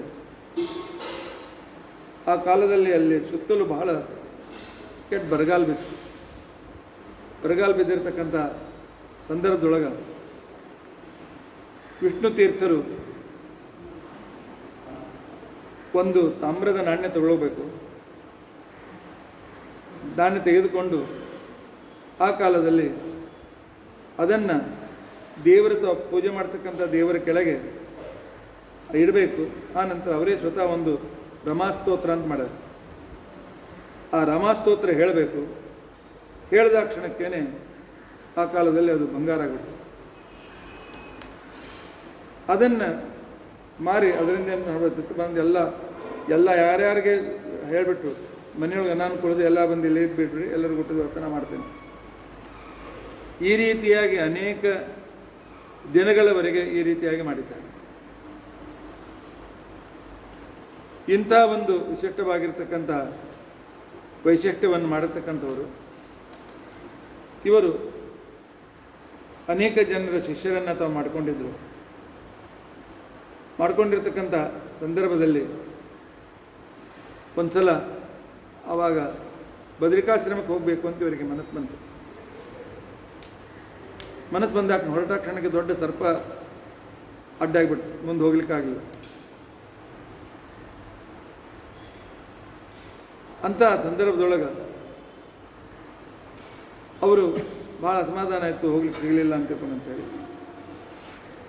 ರಾತ್ರಿ ಪರಮಾತ್ಮನ ಕನಸೊಳಗೆ ಹೇಳಿದರು, ಬದರಿಕಾಶ್ರಮಕ್ಕೆ ಹೋಗಿ ಎಲ್ಲ ಟೈಮ್ ಪಾಸ್ ಮಾಡಬೇಡ್ರಿ, ಗ್ರಂಥ ರಚನೆ ಮಾಡಿರಿ, ಟೀಕಾರಾಯರಂತೆ ಗ್ರಂಥ ರಚನೆಗಳನ್ನು ನೀವು ಮಾಡಿರಿ ಅಂತೇಳಿ ಅದಕ್ಕೋಸ್ಕರ ನಿಮಗೆ ನಾನೇ ಅಡ್ಡಿ ಮಾಡಿದ್ದೇನೆ ಅಂತನ್ನೋ ರೀತಿಯಿಂದ ಅವ್ರು ಹೇಳಿದರು. ಆ ನಂತರ ಇವರಿಗೆ ಮಗ ಒಬ್ಬನಿದ್ದ. ಧಾರವಾಡ ಪ್ರಾಂತದಲ್ಲಿ ಬಂದಾಗ ಸತ್ಯ ಅಂತ ತಿಳ್ಕೊಂಡಿರ್ತಕ್ಕಂಥವ್ರ ಜೊತೆಯಲ್ಲಿ ಮಗನ ಮದುವೆಯನ್ನು ಮಾಡಿಸಿದ್ದಾರೆ. ಅಲ್ಲಿಂದ ಶೂರ್ಪಾಲಯಕ್ಕೆ ಬಂದಿದ್ದಾರೆ. ಶೂರ್ಪಾಲಯಕ್ಕೆ ಬಂದಿರತಕ್ಕಂಥ ಸಂದರ್ಭದಲ್ಲಿ ಅವರು ಮೊರವನ್ನು ತೆಗೆದುಕೊಂಡು ಕೃಷ್ಣಾದೇವಿಗೆ ಮಾಗಣ ಕೊಡಬೇಕು ಅಂತ ಅನ್ನೋ ಅಷ್ಟರಲ್ಲಿ ಎಲ್ಲರೂ ನೋಡ್ತಾ ಇರುವಾಗಲೇ ನೀರಿನಿಂದ ಒಬ್ಬಳು ಮುತ್ತೈದೆ ಎದ್ದು ಬರ್ತಾಳೆ. ಎದ್ದು ಬಂದು ಇವ್ರ ಕೈಯಿಂದ ಬಾಗಿಣವನ್ನು ಸ್ವೀಕಾರ ಮಾಡ್ತಾರೆ. ಆದ್ದರಿಂದಾಗಿ ಇವರು ಶೂರ್ಪಾಲಯ ಅಂತ ತಿಳ್ಕೊಂಡಂತೇಳಿ ಅವತ್ತು ಹೆಸರು ಬಂತು. ಅದಕ್ಕೆ ನಿಜವಾಗಿಯೂ ಭಾಳ ಹಳೆಯದ ಮೊರಬ ಅಂತ ಹೆಸರಿತ್ತು. ಶೂರ್ಪಾಲಯಕ್ಕೆ ಮೊರಬ ಅಂತಿಕೊಂಡಂತೆ ಹೆಸರಿತ್ತು. ನಂತರ ಶೂರ್ಪಾಲಯ ಅಂತಿಕೊಂಡಂತೇಳಿ ಹೆಸರು ಯಾಕೆಂತ ತಿಳ್ಕೊಂಡಂತ ಅಲ್ಲಿ ಕೃಷ್ಣಾ ನದಿ ಮೊರದ ಆಕಾರದಲ್ಲಿ ಹರಿದಿದ್ದಾಳೆ. ಆದ್ದರಿಂದಾಗಿ ಶೂರ್ಪ ಅಂದರೆ ಮೊರದಂತೆ ಇರ್ತಕ್ಕಂಥದ್ದು ಶೂರ್ಪಾಲಯ ಅಂತೇಳಿ ಈ ಕ್ರಮದಲ್ಲಿ ಹೆಸರು ಬಂದಿರತಕ್ಕಂಥದ್ದು. ಆಗ ಅವರು ಅನೇಕ ಶಿಷ್ಯರು ಇವರಿಗೆ ಕೋಲ್ಗೆ ವೆಂಕಣ್ಣಾಚಾರ್ಯರು, ಅಣ್ಣಿಗೇರಿ ಅಣ್ಣಯ್ಯ ಆಚಾರ್ಯರು, ಗೋಕಾವಿ, ಆಮೇಲೆ ಅನಂತಾದ್ರೀಶ್ವರೇನ ಅನೇಕ ರೀತಿಯಾದ ಪದ್ಯಗಳನ್ನು ಬರೆದಾರೆ. ಅವರು ಇವರು ಶಿಷ್ಯರೇ. ಇವರಿಗೆ ವಿಶೇಷವಾಗಿರ್ತಕ್ಕಂಥ ರೀತಿಯಲ್ಲಿ ಭಗವಂತನ ಅನುಗ್ರಹ ಇತ್ತು. ಒಂದು ದಿವಸ ಶಿವರಾತ್ರಿ ಸಂದರ್ಭ ಪಾಠ ಹೇಳಿಕತ್ತಿದ್ರು. ಪಾಠ ಹೇಳ್ತಕ್ಕಂಥ ಸಂದರ್ಭದೊಳಗೆ ಆವಾಗ ಭಸ್ಮ ಗಿಸ್ಮ ಹಚ್ಕೊಂಡು ಒಳ್ಳೆ ಶೈವ ರೀತಿಯಿಂದ ಬಂದಿರತಕ್ಕಂಥ ಒಬ್ಬರು ವಿದ್ವಾಂಸರು ಬಂದರು. ಆಗ ಅವರನ್ನು ಕೂಡಿಸಿ ಪೂಜಾ ಮಾಡಿ ದಕ್ಷಿಣೆ ಕೊಟ್ಟು ಪಂಕ್ತಿ ಮೇಲೆ ಎಲ್ಲರಿಗಿಂತ ಮೇಲೆ ಕೂಡಿಸಿ ಅವರು ವಿಶೇಷವಾದ ಮರ್ಯಾದೆ ಮಾಡಿ ಎಲ್ಲ ಜೊತೆಗೆ ಕಳಿಸಿದ್ರು. ಇವರ ಶಿಷ್ಯಂದರಿಗೆ ಸ್ವಲ್ಪ ಅಸಮಾಧಾನ. ವೈಷ್ಣವರಿಗೆ ಮೇಲೆ ಕೊಡಿಸೋ ಬದಲಾಗಿ ನೀವು ಮಾರ್ತರನ್ನ ಯಾಕೆ ಮೇಲೆ ಕೊಡಿಸಿದ್ರು? ನಮ್ಮ ಸಂಪ್ರದಾಯದ ತಪ್ಪಾಯ್ತಲ್ಲ, ಹಾಗಾಯಿತು ಹೀಗಾಯಿತು ಅಂತ. ಆಗ ಅವ್ರು ಹೇಳಿದರು, ಇಲ್ಲ, ಮತ್ತು ಸ್ವತಃ ರುದ್ರದೇವರೇ ಇವತ್ತು ಆಮಂತ್ರಣ ತಗೊಳ್ತಲ್ಲ ಬಂದಿದ್ದರು. ಆದ್ದರಿಂದ ರುದ್ರದೇವರನ್ನೇ ನಾನು ಪೂಜೆ ಮಾಡಿ ಕಳಿಸೀನಿ ಅಂತ ತಿಳ್ಕೊಂಡಂತೆ. ಯಾಕೆಂತಂದ್ರೆ ಎಲ್ಲರೂ ನೀವು ನೋಡಿರಿ, ಊಟ ಆದಮೇಲೆ ಆ ಬ್ರಾಹ್ಮಣ ಆ ಗುಡಿಯೊಳಗೆ ಹೋದ, ಅಲ್ಲಿಂದ ಮಾಯಕ್ಕೆ ಬಿಟ್ಟ. ರುದ್ರದೇವರೇ ಬಂದಿದ್ದರು ಅಂತ ತಿಳ್ಕೊಂಡಂತೆ. ಈಗ ಶಿಷ್ಯಂದ್ರೆ ನಮಗೂ ರುದ್ರದೇವರ ದರ್ಶನ ಮಾಡಿದ್ರು. ಅವ್ರು ಹೇಳಿದ್ರು, ದೇವರ ದರ್ಶನ ಯೋಗ್ಯತೆ ಇದ್ರೆ ಆಗ್ತಪ್ಪ, ಎಲ್ಲರಿಗೂ ಹಂಗೆ ಆಗಂಗಿಲ್ಲ. ಇಲ್ಲ, ನಿಮಗೆ ಯೋಗ್ಯತೆ ಅದಲ್ಲ, ಅವ್ರು ಬರುವಂಗೆ ಮಾಡ್ರಿ. ಆದ್ರೆ ಅವ್ರು ಕರ ಮಾಡಿದ್ರು, ರುದ್ರದೇವರು ಬರ್ತಾರೆ, ಆದರೆ ನೀವು ಗುರುತಿಸ್ಬೇಕು. ನಾವು ಇವ್ರು ರುದ್ರದೇವ ಅಂತ ಹೇಳಂಗಿಲ್ಲ. ನಿಮ್ಮ ಹಣೆ ಬರದೊಳಗಿತ್ತು ಅಂತಕೊಂಡು ನೀವು ಗುರುತಾಗ್ತದೆ ಇರೋರಿಲ್ಲ ಅಂತಕೊಂಡು. ಇನ್ನೊಮ್ಮೆ ಪಾಠ ನಡೀತಕ್ಕಂಥ ಸಂದರ್ಭದೊಳಗೆ ಆ ಕಾಲದಲ್ಲಿ ಒಂದು ನಾಯಿ ಬಲ್ ಬಂದು ಕೂತ್ಕೊಂಡು ಪಾಠದಲ್ಲಿ ಹೋಗಿ ಅಂತೇಳಿ ಓಡಿಬಿಟ್ಟು 2 ದಿವಸ ಆಯಿತು, 3 ದಿವಸ ಆಯ್ತು, ಮತ್ತೆ 2 ದಿವಸ ಬಂದಿಲ್ಲಲ್ಲ. ಮೊನ್ನೆ ಬಂದಿದ್ರಲ್ಲ, ನೀವು ಓಡಿಸಿದ್ರಲ್ಲ ಅಂತ. ಹಿಂಗೆ ಬಂದ್ರೆ ನಮ್ಗೆ ಹೆಂಗೆ ಗೊತ್ತಾಗಬೇಕು? ಅದಕ್ಕೆ ಯೋಗ್ಯತೆ ಆಗಬೇಕಪ್ಪ, ಸುಮ್ಮನೆ ಎಲ್ಲರಿಗೂ ಹಾಗೆ ಗೊತ್ತಾಗಂಗಿಲ್ಲ ಅಂತ ತಿಳ್ಕೊಂಡು ಅಂತ ಹೇಳಿ. ಇಂಥ ಈ ವಿಷ್ಣು ತೀರ್ಥರು ಅನೇಕ ರೀತಿಯಾಗಿರ್ತಕ್ಕಂಥ ಮಾಡಿಕೊಂಡು ಸತ್ಯವರರ ಹತ್ರ ಬಂದಿದ್ದಾರೆ. ಆ ನಂತರ ಸತ್ಯವರರಿಂದ ಸನ್ಯಾಸವನ್ನು ಸ್ವೀಕಾರ ಮಾಡಿ ಇವರು ವಿಷ್ಣು ತೀರ್ಥರು ಅಂತ ತಿಳ್ಕೊಂಡಂತ ಹೇಳಿ ಆಗಿದ್ದಾರೆ. ಆ ನಂತರ 108 ಸಲ ಸಂಪೂರ್ಣ ಸುಧಾ ಹೇಳಿ ಮಂಗಳವನ್ನು ಮಾಡಿರ್ತಕ್ಕಂಥ ಒಂದು ವೈಶಿಷ್ಟ್ಯ ವಿಷ್ಣು ತೀರ್ಥರು. ಜೀವನದಾಗ 1 ಸರ್ತಿ 2 ಸರ್ತಿ 108 ಸಲ ಸುಧಾ ಹೇಳಿರಬೇಕು ಅಂತಂದ್ರೆ ದಿವಸಕ್ಕೆ 8 ತಾಸು 10 ತಾಸು 12 ತಾಸು ಪಾಠ ಹೇಳಬೇಕು. ಆ ರೀತಿಯಾಗಿ 108 ಸಲ ಸುಧಾವನ್ನು ಹೇಳ್ತಕ್ಕಂಥ ಮಾಡಿರ್ತಕ್ಕಂಥ ವ್ಯಕ್ತಿಗಳು. ಆ ನಂತರ ಅವರು ಮಾದ್ನೂರಿನಲ್ಲಿ ತಾವು ವಾಸವನ್ನು ಮಾಡಿದ್ದಾರೆ. ಹೋಗ್ಲಪ್ಪ, 108 ಸಲ ಸುಧಾ ಹೇಳ್ಯಾರ, 100-150 ವರ್ಷ ಇದ್ರೇನು ಅಂತಕೊಂಡಂತಂದ್ರೆ ಅವ್ರ ಭೂಮಿ ಮೇಲೆ ಇದ್ದದ್ದು 50 ವರ್ಷ. ತಮ್ಮ 50ನೇ ವಯಸ್ಸಿನ ಒಳಗಾಗಿ ಈ ಕಡೆಗೆ ಮದುವೆನೂ ಆದರು, ಮಕ್ಕಳನ್ನು ಪಡೆದರು, ಆನಂತರ ಪಾಠ ಪ್ರವಚನ ಮಾಡಿದರು. ಅದರ ಜೊತೆಯಲ್ಲಿ 108 ಸಲ ಸುಧಾಮಂಗಳವನ್ನು ಮಾಡಿ ಭೂಮಿಯಲ್ಲಿದ್ದದ್ದು ಕೇವಲ 50 ವರ್ಷ. ಇಂತಹ ಇವರು ಬರೆದಿರ್ತಕ್ಕಂಥ ಗ್ರಂಥಗಳು ಅಂತ ತಿಳ್ಕೊಂಡಂತಂದರೆ ಭಾಗವತದ ಮೇಲೆ ಲಘುರಸರಂಜನಿ ಅಂತ ತಿಳ್ಕೊಂಡಂತೇಳಿ ವ್ಯಾಖ್ಯಾನ, ಸುಧಾದ ಮೇಲೆ ಶ್ರೀಮನ್ ನ್ಯಾಯ ಸುಧಾದ ಮೇಲೆ ಟಿಪ್ಪಣಿ ಬರೆದಿದ್ದಾರೆ. ಅದರ ಹೆಸರು ರಘುರಸ ರಂಜನಿ ಅಂತ ತಿಳ್ಕೊಂಡಂತೆ. ಸಂಕ್ಷಿಪ್ತದ ಅದು ಭಾಳ ಮಹತ್ವಪೂರ್ಣ. ಆನಂತರ ಭಾಗವತದಲ್ಲಿ ಸಂಪೂರ್ಣ ಭಾಗವತ ಎಲ್ಲರಿಗೂ ಓದಲಿಕ್ಕೆ ಆಗಂಗಿಲ್ಲ. ಕಥೆ ಬಿಟ್ಟು ತತ್ವಗಳನ್ನು ಒಂದೇ ಕಡೆ ಮಾಡಿ 30 ಪ್ರಕರಣಗಳನ್ನು ಮಾಡಿ ಭಾಗವತದಿಂದ 360 ಶ್ಲೋಕಗಳನ್ನು ಆರಿಸಿ ಭಾಗವತ ಸಾರೋದ್ಧಾರ ಅಂತ ತಿಳ್ಕೊಂಡಂತೇಳಿ ಗ್ರಂಥವನ್ನು ಬರೆದಿದ್ದಾರೆ. 30 ಹೆಡ್ಡಿಂಗ್ ಮಾಡಿದ್ದಾರೆ. ಭಾಗವತ ಅಗತಿಕ್ರಮ, ಆನಂತರ ಸಜ್ಜನ ಪ್ರಶಂಸ, ಶಾಸ್ತ್ರ ಪ್ರಶಂಸ, ವೈರಾಗ್ಯ, ಭಕ್ತಿ ಇತ್ಯಾದಿ ಭಾಗವತ ಧರ್ಮ ವಿಭಾಗ ಮಾಡಿ ಅದಕ್ಕೆ ಸಂಬಂಧಿಸಿದ ಶ್ಲೋಕಗಳನ್ನು ಸಂಗ್ರಹ ಮಾಡಿದ್ದಾರೆ. ಅವ್ರದ್ದೇನು ಅಂತಿಕೊಂಡಂತಂದರೆ, ದಿನಕ್ಕೆ 1 ಪ್ರಕರಣ ಪಾರಾಯಣ ಮಾಡಿರಿ ಅಥವಾ ಓದ್ರಿ, ತಿಂಗಳಿಗೊಂದು ಪೂರ್ತಿ ಭಾಗವತ ಓದಿದ್ರೆ ಪುಣ್ಯ ಬರುತ್ತೆ. ಬೇಡ 360 ಶ್ಲೋಕವಲ್ಲ, ದಿನಕ್ಕೆ 1 ಶ್ಲೋಕ ತಿಳ್ಕೊಳ್ಳಿ. 1 ವರ್ಷಕ್ಕೆ 360 ದಿನ, 1 ವರ್ಷಕ್ಕೆ ಸಂಪೂರ್ಣ ಭಾಗವತ ಓದಿರ್ತಕ್ಕಂಥ ಫಲ ನಿಮಗೆ ಬರ್ತದೆ ಅಂತ ತಿಳ್ಕೊಂಡಂತೇಳಿ ಭಾಳ ಅದ್ಭುತ ಭಾಗವತ ಸಾರೋದ್ಧಾರ ಅಧ್ಯಯನ ಇತ್ತು ಅಂತ ತಿಳ್ಕೊಂಡಂತಂದರೆ ನಮಗೆ ಬೇರೆ ಸಾಧನೆ ಬೇಕಾಗಿಲ್ಲ. ಅಷ್ಟಂಥ ಮಹತ್ವಪೂರ್ಣವಾಗಿರ್ತಕ್ಕಂಥದ್ದು. ಬರೀ ಶ್ಲೋಕ ಆರಿಸಲಿಲ್ಲ, ಅದಕ್ಕೆ ತಾವೇ ವ್ಯಾಖ್ಯಾನ ಬರೆದು, ತಾವೇ ಸ್ವತಃ ಅದಕ್ಕೆ ವ್ಯಾಖ್ಯಾನ ಬರೆದು ಎಲ್ಲ ಕಡೆ ಉಪಲಬ್ಧ ಅದ. ಕನ್ನಡ ಅನುವಾದ ಸಹಿತನೂ ಉಪಲಬ್ಧ ಅದ, ಕನ್ನಡ ಅನುವಾದ ಸಹಿತ ಉಪಲಬ್ಧ ಅದ. ಆನಂತರ ತತ್ವಪ್ರಕಾಶಕ್ಕೆ ವ್ಯಾಖ್ಯಾನ ಬರೆದರು. ಅದಕ್ಕೆ ಸುಮನೋರಂಜನಿ ಅಂತ ತಿಳ್ಕೊಂಡು ಅಂತೇಳಿ ವ್ಯಾಖ್ಯಾನಕ್ಕೆ ಹೆಸರಿಟ್ಟು,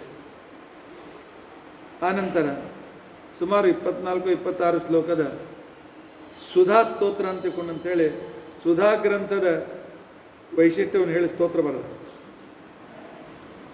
ನಮ್ಮ ಸ್ವಾಮಿಗಳು ದಿನಾಲು ಪಾಠ ಮಾಡುವಾಗ ಮೊದಲ ಸ್ತೋತ್ರ ಹೇಳಿಸೇ ಪಾಠ ಮಾಡ್ತಾರೆ.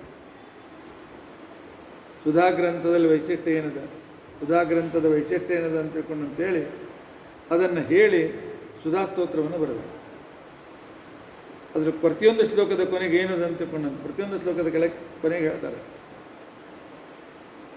ಟೀಕಾಕೃತ್ಪಾದರ ವ್ಯಾಖ್ಯಾನದ 1 ವಾಕ್ಯವನ್ನು ಕೂಡ ಸರಿಯಾಗಿ ಅರ್ಥ ಮಾಡಿಕೊಂಡ್ರೆ ನ ಪುನರ್ಭವಭಾಗ್ ಭವತಿ, ಮತ್ತೆ ಒಂದು ಸಂಸಾರಕ್ಕೆ ಕೊಡೋದಿಲ್ಲ, ಮೋಕ್ಷ ನಿಶ್ಚಿತ ಅಂತ ತಿಳ್ಕೊಂಡಂತೆ.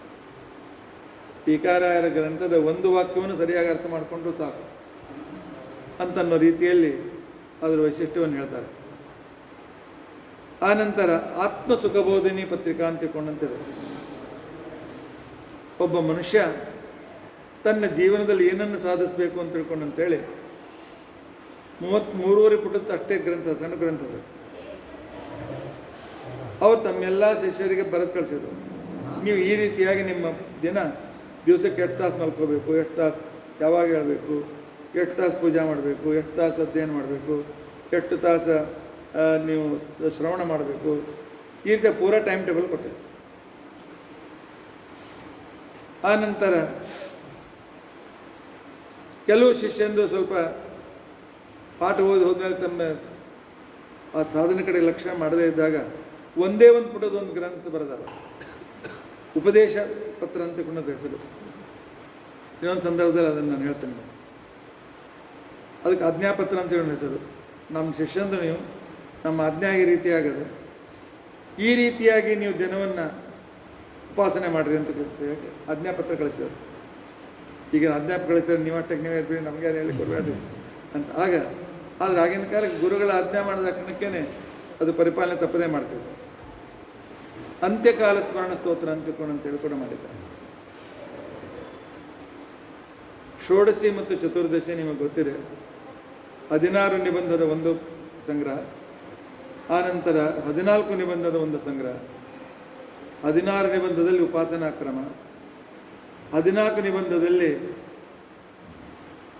ಮುಖ್ಯವಾಗಿ 3ನೇ ಮತ್ತು 4ನೇ ಅಧ್ಯಾಯದ ಬ್ರಹ್ಮಸೂತ್ರದಲ್ಲಿ ಬಂದಿರತಕ್ಕಂಥ ಮುಖ್ಯ ಪ್ರಮೇಯಗಳನ್ನು ಹೇಗೆ ಅದನ್ನು ಉಪಾಸನಾ ಕ್ರಮ ಅಂತ ತಿಳ್ಕೊಂಡಂತನ್ನೋದನ್ನು ತೋರಿಸಿಕೊಟ್ಟಿದ್ದಾರೆ. ಉಪಾಸನಾದಲ್ಲಿ ಇಂಟ್ರೆಸ್ಟ್ ಇದ್ದವರಿಗೆ ಆ ಗ್ರಂಥ ಭಾಳ ಸೇರ್ತದೆ, ಉಳಿದವರಿಗೇನು ಅಂತ ಅನ್ನಿಸ್ತದೆ. ಹಾಗೇನು ಅತಿ ಮಹತ್ವಪೂರ್ಣವಾದ ಗ್ರಂಥ ಅದು. 49 ಶ್ಲೋಕದ ಅಧ್ಯಾತ್ಮ ರಸರಂಜನೆ, ಪರಮಾತ್ಮನಿಗೆ ಆರ್ತನಾದ ಪ್ರಾರ್ಥನೆ, ಭಗವಂತನಿಗೆ ಹೇಗೆ ಪ್ರಾರ್ಥನಾ ಮಾಡಬೇಕು ಅಂತ ಅನ್ನೋದು ಆ ಅಧ್ಯಾತ್ಮ ರಸರಂಜನೆಯನ್ನು ತಿಳಿದಿದೆ. ಅದರಲ್ಲಿ ಪರಮಾತ್ಮ, ನೀನು ಸರ್ವಸ್ವತಂತ್ರ, ನಾನು ನಿನ್ನ ಅಧೀನಾಗಿರ್ತಕ್ಕಂಥ ವ್ಯಕ್ತಿ, ಭಾಳ ಅದ್ಭುತವಾಗಿರ್ತಕ್ಕಂಥ 49 ಶ್ಲೋಕದ ಭಾಳ ಅದ್ಭುತವಾದಂಥ ಗ್ರಂಥ. ಇದಾದ ನಂತರ ಸುಮಧ್ವಿಜಯ ಪ್ರಮೇಯ ಸಂಗ್ರಹ ಅಂತೇಳಿ ಒಂದು ಗ್ರಂಥ ಬರೆದಿದ್ದಾರೆ. ಮಧ್ವಿಜಯದಲ್ಲಿ 16 ಸರ್ಗಗಳು. ಆರಂಭದ ಒಂದು ಶ್ಲೋಕ, ಒಂದೊಂದು ಸರ್ಗದಿಂದ ಒಂದೊಂದು ಶ್ಲೋಕ ಆರಿಸಿದ ಆ ಶ್ಲೋಕ ಸಂಪೂರ್ಣ ಸರ್ಗದ ಸಾರ ಕೊಡ್ತದೆ. ಇವರೇ ರಚನೆ ಮಾಡೋದು. 16 ಶ್ಲೋಕ 16 ರೀತಿಯಾಗಿ ಅದನ್ನು ದಿನಾಲು ಪಾರಾಯಣ ಮಾಡಿದ್ರೆ ದಿನಾಲು ಸುಮಧ್ವಿಜಯ ಮಾಡೋದು ಪುಣ್ಯ ಸಿಗ್ತದೆ. ಅದ್ರ ಬಗ್ಗೆ ನಾನು ಪುಸ್ತಕನೂ ಬರೆದೀನಿ. ನಾನು ಆ ಒಂದು ಶ್ಲೋಕ ಇಟ್ಕೊಂಡು ಸಂಪೂರ್ಣ ಮಧ್ವಿಜಯದ ಸಾರ ನಮ್ಮ ಪ್ರಕಾಶನದಿಂದ ಪ್ರಿಂಟ್ ಆಗ್ಯದ. ಯಾರು ಮೊದಲು ನಮ್ಮೆಲ್ಲ ಪುಸ್ತಕ ತೊಗೊಂಡಿರಿ ಅವ್ರಿಗೆ ಹತ್ರ ಇಬ್ಬರು ಇರಬೇಕು. ಅದ್ರ ಮೇಲೆ ನಾನು ವ್ಯಾಖ್ಯಾನ ಬರೆದೀನಿ. ಆಮೇಲೆ ಗೀತಾ ಸಾರೋದ್ಧಾರ ಅಂತ ತಿಳ್ಕೊಂಡು ಅಂತೇಳಿ ಭಗವದ್ಗೀತೆಯ ಮೊದಲಿಂದ ಒಂದು ಶ್ಲೋಕ ಇವ್ರದ್ದು, ಕೊನೆಯ ಒಂದು ಶ್ಲೋಕ ಇವ್ರದ್ದು. ಅದರಲ್ಲಿ 20 ಶ್ಲೋಕವ. ಉಳಿದ 18 ಶ್ಲೋಕ ಒಂದೊಂದು ಅಧ್ಯಾಯದಿಂದ ಒಂದು ಶ್ಲೋಕ ಆರಿಸಿದ್ದಾರೆ. ಇದು ಸಂಪೂರ್ಣ ಅಧ್ಯಾಯದ ಪ್ರತಿನಿಧಿ.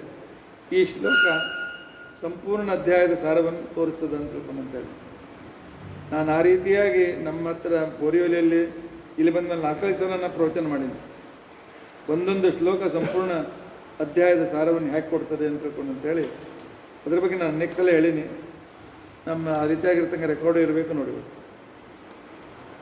ಆ ನಂತರ ಶ್ರೀಮದ್ ಭಾಗವತ ಧೃತಸಾರ ಅಂತ ತಿಳ್ಕೊಂಡಂತೇಳಿ ಇರ್ತಕ್ಕಂಥವರು. ಇವರು ಇದ್ದಾಗ ಸತ್ಯಬೋಧರು, ಸತ್ಯಸಂಧರು, ಸತ್ಯವರರು, ಸತ್ಯಧರ್ಮರು, ರಾಘವೇಂದ್ರ ಸ್ವಾಮಿ ಮಠದಲ್ಲಿ ವರದೇಂದ್ರರು, ಧೀರೇಂದ್ರರು, ಭುವನೇಂದ್ರರು ಇದ್ದರು. ದಾಸರಲ್ಲಿ ವಿಜಯದಾಸರು, ಗೋಪಾಲದಾಸರು, ಜಗನ್ನಾಥದಾಸರ ಸಮಕಾಲೀನರು ಇವರು. ಈ ರೀತಿಯಾಗಿ ತಮ್ಮ ಜೀವನವನ್ನು ಸಂಪೂರ್ಣವಾಗಿ 50 ವರ್ಷ ಇದ್ದರೂ 1000 ವರ್ಷ ಮಾಡುವಷ್ಟು ಸಾಧನೆಯನ್ನು ಮಾಡಿ ಇವತ್ತಿಗೂ ಉಪಾಸನಾ ಸಾಧನ ಬೇಕು ಅಂತ ತಿಳ್ಕೊಂಡಂತಂದರೆ ವಿಷ್ಣು ತೀರ್ಥರ ಗ್ರಂಥಗಳನ್ನು ಶ್ರವಣ ಮಾಡಬೇಕು, ಓದಬೇಕು.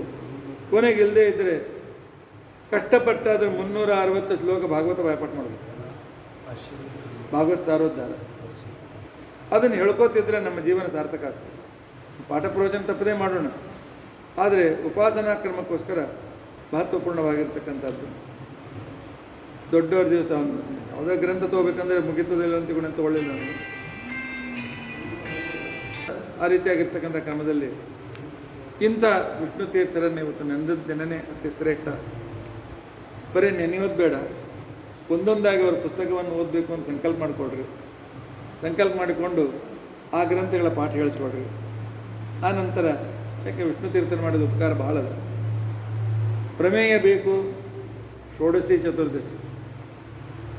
ಆ ನಂತರ ಸಂಪೂರ್ಣ ಭಾಗವತ ಏನು ಹೇಳ್ತದೆ ಅಂತ ಅನ್ನೋದು ಬೇಕು, ಭಾಗವತ ಸಾರೋದ್ಧಾರ. ಪರಮಾತ್ಮನ ಯಾಕೆ ಪ್ರಾರ್ಥನೆ ಮಾಡಬೇಕು, ಅಧ್ಯಾತ್ಮ ರಸರಂಜನೆ. ಇಲ್ಲ ಭಗವದ್ಗೀತಾ ಒಂದೇ ದಿವಸದಲ್ಲಿ ಪಾರಾಯಣ ಮಾಡಬೇಕು ಅಂತಂದ್ರೆ ಅಂತಂದ್ರೆ ಗೀತಾ ಸಾರೋದ್ಧಾರ. ಆದ್ದರಿಂದಾಗಿ ಇಂಥ ವಿಷ್ಣು ತೀರ್ಥರ ಇಂಥ ಸನ್ನಿಧಾನದಲ್ಲಿ ಅವರನ್ನು ಆರಾಧನೆ ಯಥಾಶಕ್ತಿ ನೆನೆಸಿದ್ದೇವೆ. ಅವರು ತಮ್ಮ ಗ್ರಂಥ ಓದುವ ಅನುಕೂಲತೆ ಯೋಗ್ಯತಾ ನಮಗೆ ಕೊಡಲಿ, ಅನುಕೂಲ ಮಾಡಿಕೊಡಲಿ ಅಂತ ಪ್ರಾರ್ಥನೆ ಮಾಡ್ತಾ ಈ ಸೇವೆಯನ್ನು ವಿಷ್ಣು ತೀರ್ಥರ ಗುರುವಂತರ್ಗತ ಭಾರತೀಯರಮಣ ವಿಷ್ಣು ತೀರ್ಥರ ಅಂತರ್ಗತ ಭಾರತೀಯರಮಣ ಮುಖ್ಯ ಪ್ರಾಣ ಅಂತರ್ಗತ ಪರಮಾತ್ಮನ ಪಾದಾರವಿಂದಗಳಲ್ಲಿ ಸಮರ್ಪಣೆ ಮಾಡೋಣ. ಶ್ರೀಕೃಷ್ಣ ಅರ್ಪಣ. ಭಾಳ ಸಂಕ್ಷೇಪದಲ್ಲಿ ಹೇಳಿನಿ, ಭಾಳ ವಿಸ್ತಾರ ಚರಿತ್ರದೇವು.